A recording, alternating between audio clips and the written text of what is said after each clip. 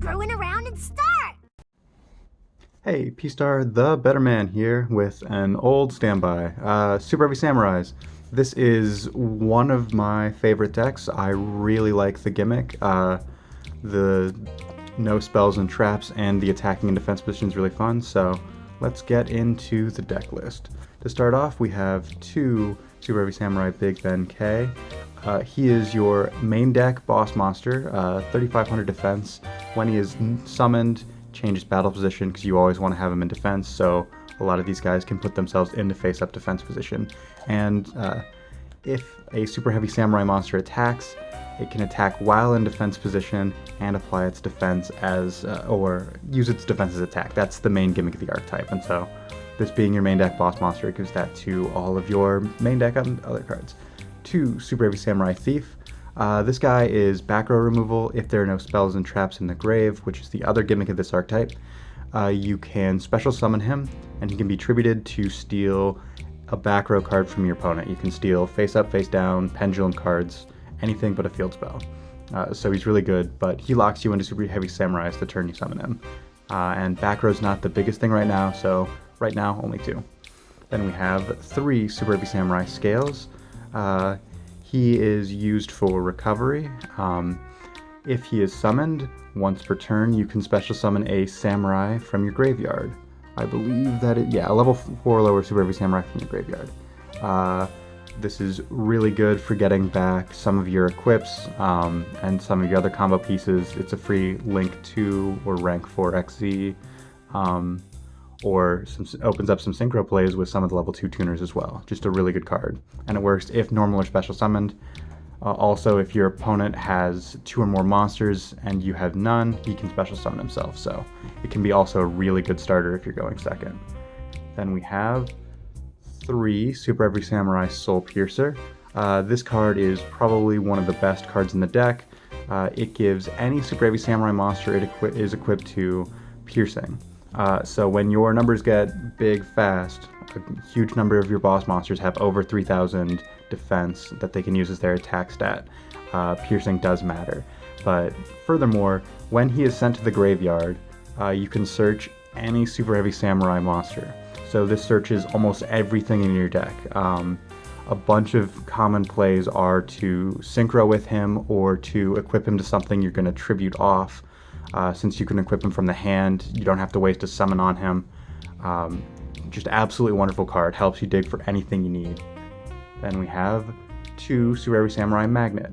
When Magnet is summoned, he special summons a Super Heavy Samurai monster from your hand. Also, if you control 2 magnets, your opponent cannot declare an attack. He will protect some of your weaker ones, but rarely, unless you're going to put both on the field, does he stick around long enough for that secondary effect to work. Then we play 2 Super Heavy Samurai Flutist. Flutist is an interesting card. Its first effect lets you tribute it to special summon any Super Heavy Samurai monster from your hand. This will come into play occasionally. Sometimes it'll help you deal with bricks. Sometimes it'll let you get around some of the other monsters saying you can only go into Sans. But the reason we play him is for his second effect. If once per turn during either player's turn, if a Super Heavy Samurai monster is targeted by a card effect, you can banish him from your graveyard, negate that effect, and negate the activation and destroy that card. This is vital.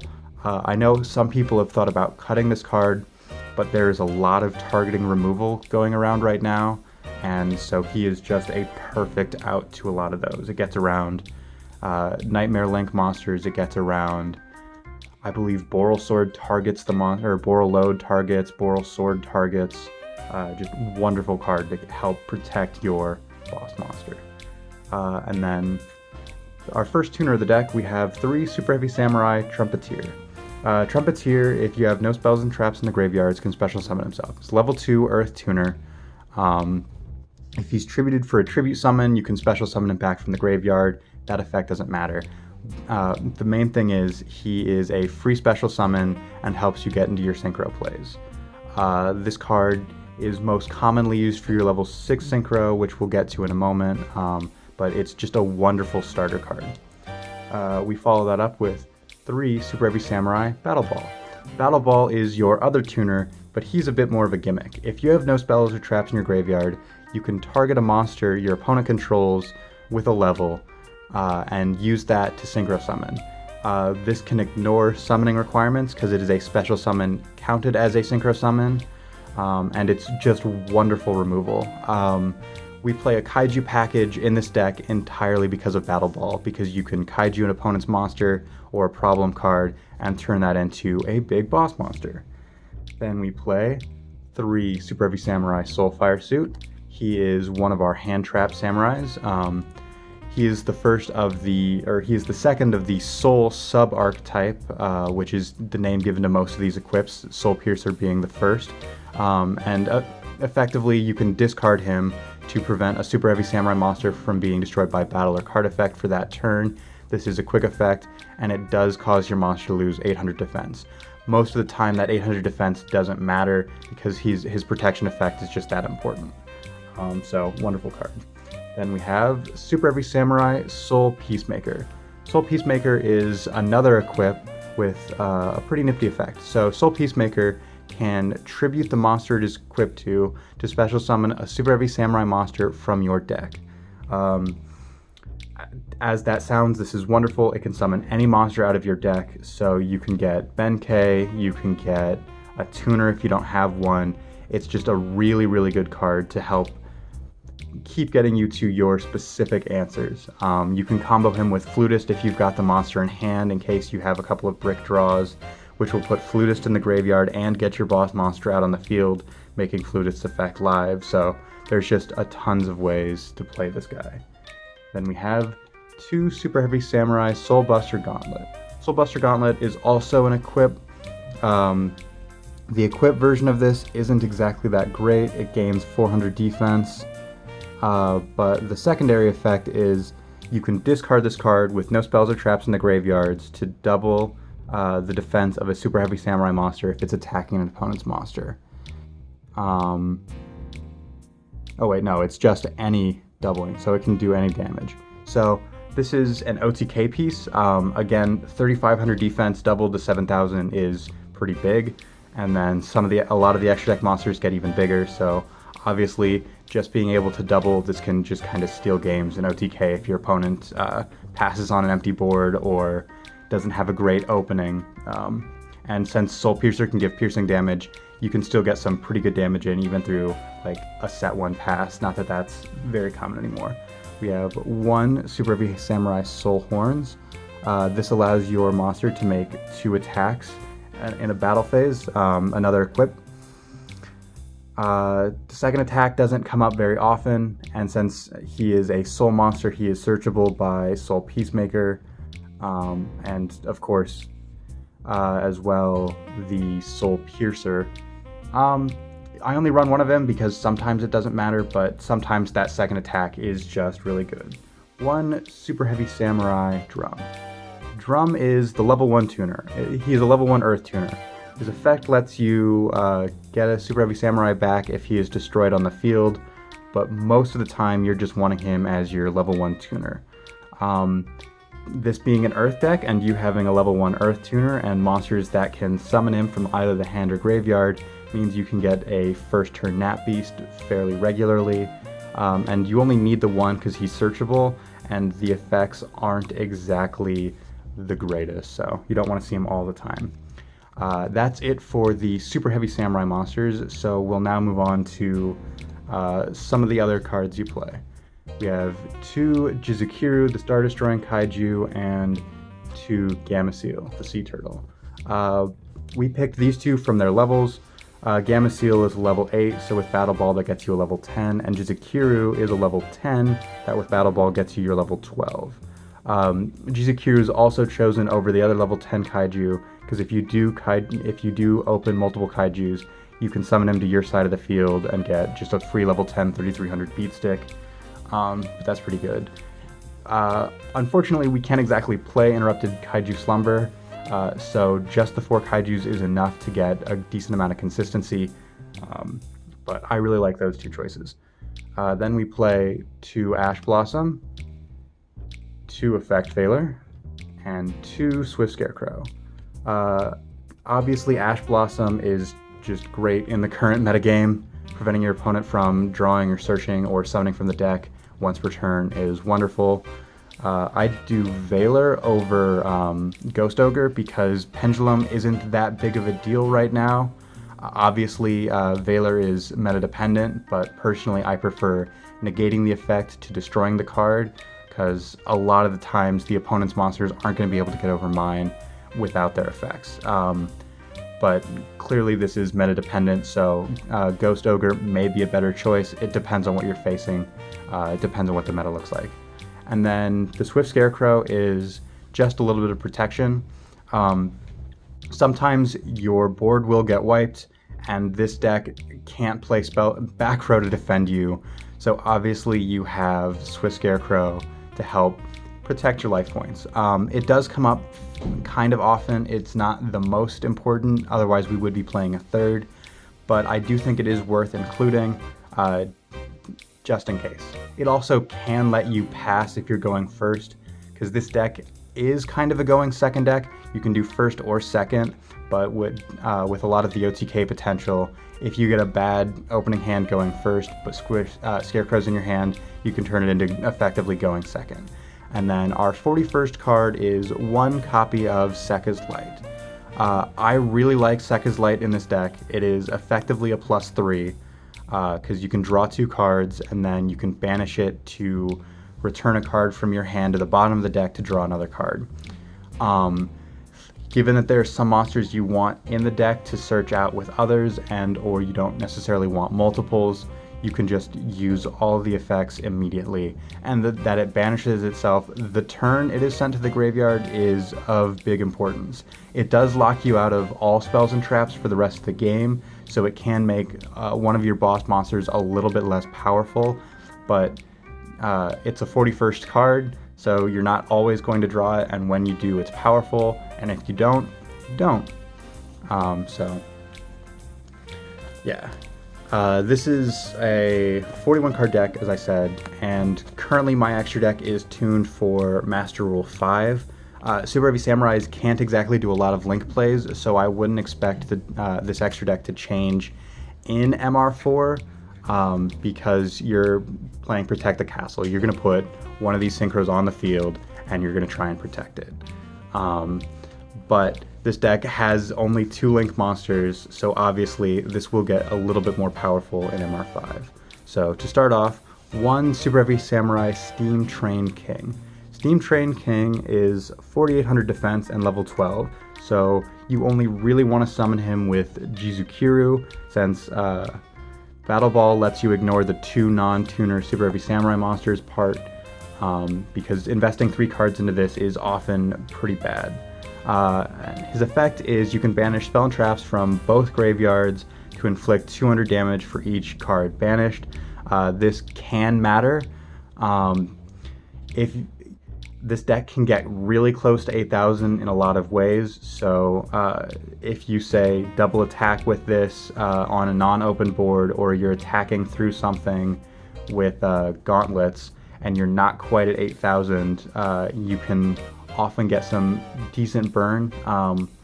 Obviously you're going to be banishing nothing from yours, so it is occasionally dead if your opponent's also playing a very spell or trap free list, but 4800 defense is just worth it for that.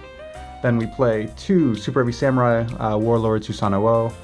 This is your main boss monster, 3800 defense, same defense position attacking, but he has a quick effect to steal a spell or trap from your opponent's graveyard and set it to your side of the field. That card will be banished when it leaves, so this is an amazing card.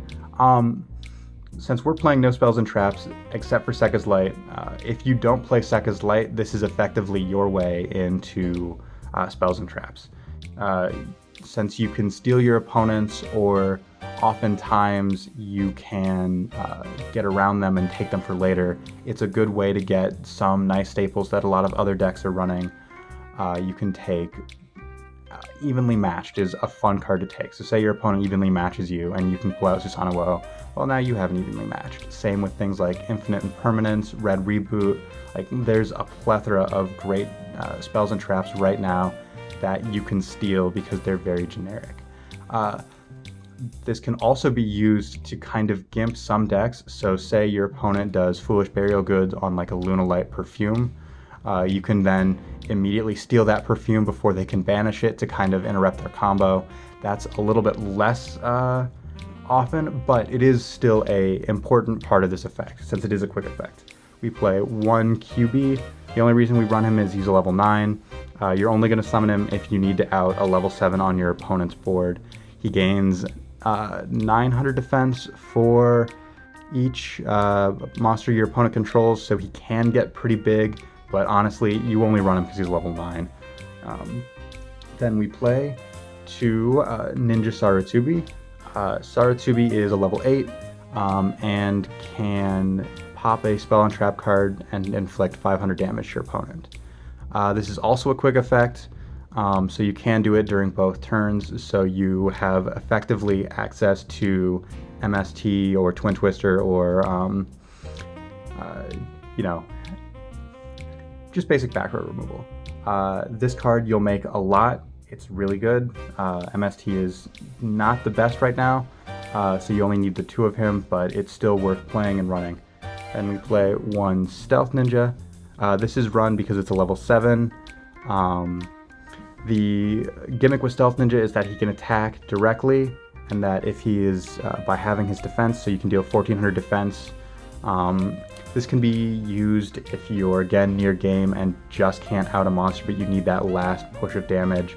But the other part of him is if he is destroyed by a card effect, you can summon him back during your next standby phase. So if your opponent pulls Lightning Storm or can only out it with Destruction, it's a decent bit of recurrence and recovery. Then we play 2 Super Heavy Samurai Ogre Shootin' Doji. He is your most common Trumpeter target. When he is summoned, you can blow up your opponent's back row. So this is Harpy's Feather Duster on legs. It's a decent effect. It's really easy to summon in this deck, and going second if your opponent does like a set 5 pass, or if they're playing any kind of back row heavy deck, he is often a very good safe first turn set him up. And if you used Soulpiercer, you get a search, so obviously you can search for some protection for him. That will be live the moment he tries to blow up your opponent's board, so if they try and remove it, then you can kind of get around that since you're forcing the activation when you have an answer in hand. We also play 1 Goyo Guardian.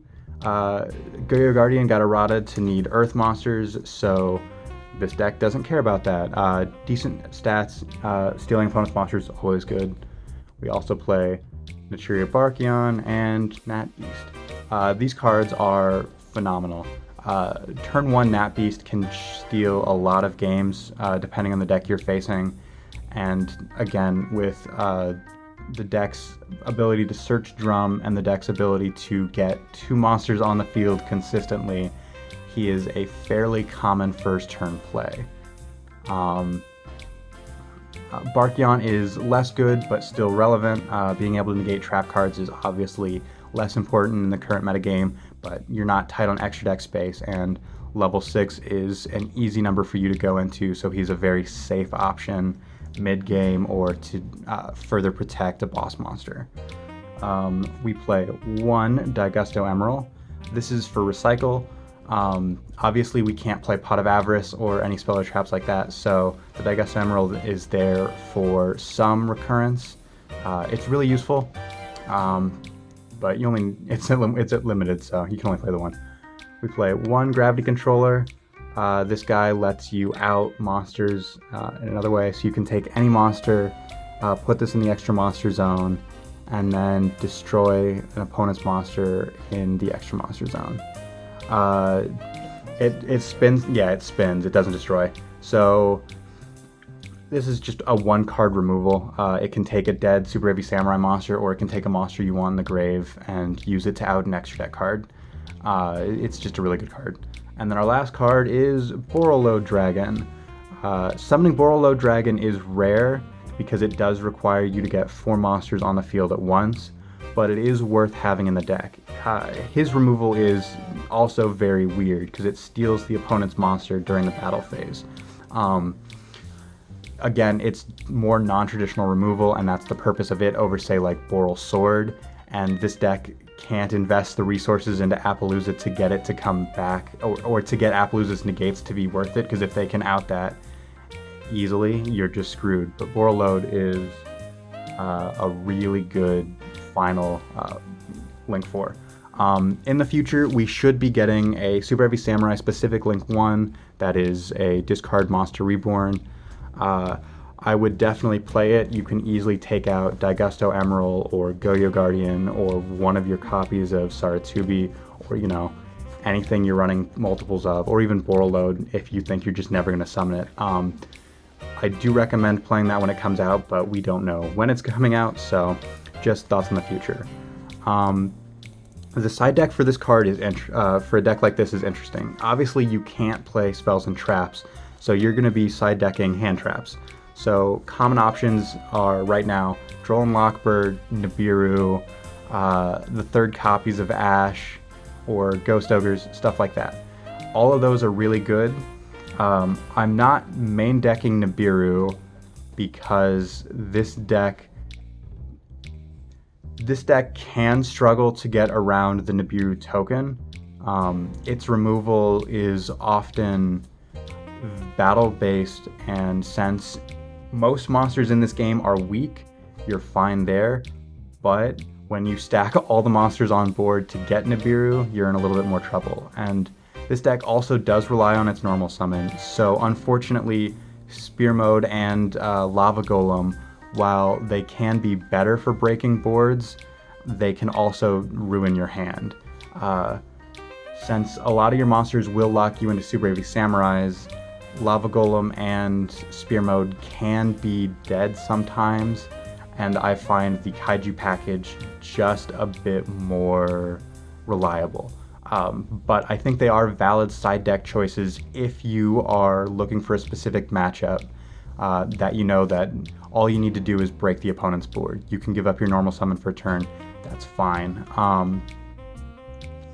Otherwise, I'm not sure. Again, side decks for this deck is entirely hand traps, and hand traps are always meta determined. So again, Droll and Lockbird, TD Crow, etc., etc.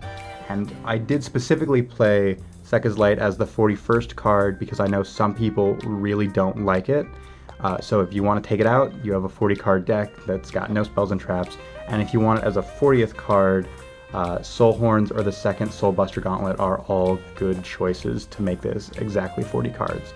But having this be deliberately the 41st card does reduce your chance of drawing it if you, for matches where you do want to keep your others live.